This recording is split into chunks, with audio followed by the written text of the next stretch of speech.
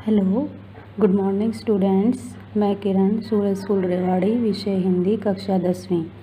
बच्चों, कल हमने अपने पाठ्य पुस्तक क्षितिज गद्यखंड का पाठ 5 एक कहानी यह भी के कुछ अति लघु उत्तरीय प्रश्न किए थे। आज हम कुछ अन्य परीक्षा उपयोगी प्रश्न करेंगे, तो आप सभी स्टूडेंट्स ध्यान से सुनिए और समझिए।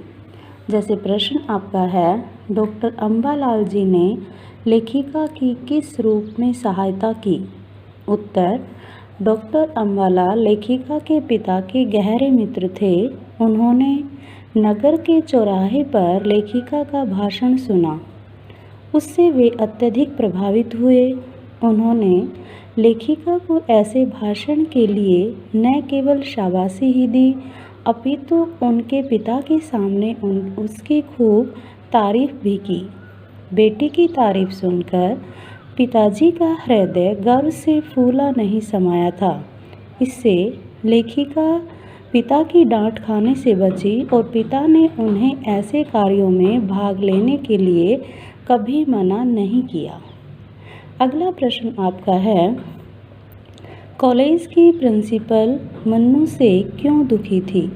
उत्तर, उस समय देश में स्वाधीनता आंदोलन पूरे जोरों पर चल रहा था। संपूर्ण देश जोश और उत्साह से भरा हुआ था। मन्नू भी इन आंदोलनों में पूरे जोश और उत्साहपूर्वक भाग ले रही थी। वह प्रभात फेरियां निकालती, जुलूसों व हड़तालों में भी भाग लेती। उसके भाषण बड़े जोशीले होते थे। उसकी एक आवाज़ पर कॉलेज की छात्राएं कॉलेज से बाहर आकर एकत्रित हो जाती थी। वह स्वाधीनता के प्रश्न को लेकर कई बार कॉलेज में हड़ताल भी करवा चुकी थी। प्रिंसिपल के लिए कॉलेज चलाना कठिन हो गया था। मन्नू की इन हरकतों के कारण प्रिंसिपल महोदया परेशान थी। उन्होंने मन्नू के पिता को कॉलेज बुलाया और कहा कि तुम्हारी बेटी के खिलाफ अनुशासनहीनता फैलाने के लिए कार्यवाही की जाएगी। अगला प्रश्न है, शीला अग्रवाल और लेखिका के विरुद्ध कॉलेज प्रशासन ने क्या कार्यवाही की और उसका क्या परिणाम निकला? उत्तर, शीला अग्रवाल और लेखिका को कॉलेज में अनुशासनहीनता फैलाने के अपराध हेतु और लड़कियों को भड़काने के अपराध में कॉलेज से निकालने का नोटिस दे दिया था। यह प्रिंसिपल की आंदोलन को दबाने की चाल थी, किंतु लेखिका व अन्य छात्र नेत्रियों ने कॉलेज से बाहर ऐसा आंदोलन चलाया कि कॉलेज में थर्ड ईयर की कक्षा चलानी पड़ी और शीला अग्रवाल तथा लेखिका को भी कॉलेज में ले लिया गया। अगला प्रश्न है, लेखिका की माँ कैसी महिला थी? वह लेखिका का आदर्श क्यों नहीं बन सकी? उत्तर, लेखिका की माँ एक शांत स्वभाव की नारी थी। वह अनपढ़ और घरेलू नारी थी। वह धैर्यशील और सहनशील भी थी। उसने पूरा जीवन अपने पति और बच्चों की सेवा और देखरेख में लगा दिया। उसके पति उसको खूब डांटते थे, लेकिन वह कभी किसी बात का विरोध नहीं करती थी। उन्होंने आजीवन किसी से कुछ नहीं मांगा, सिर्फ दिया।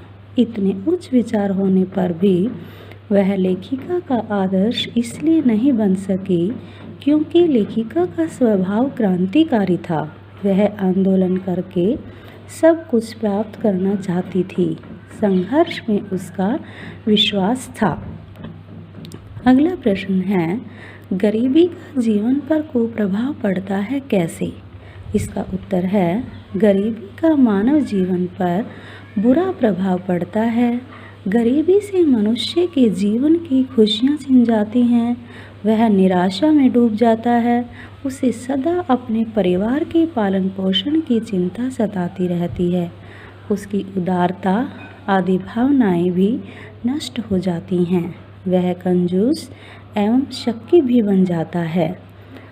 उसमें काम करने का साहस भी धीमा पड़ जाता है।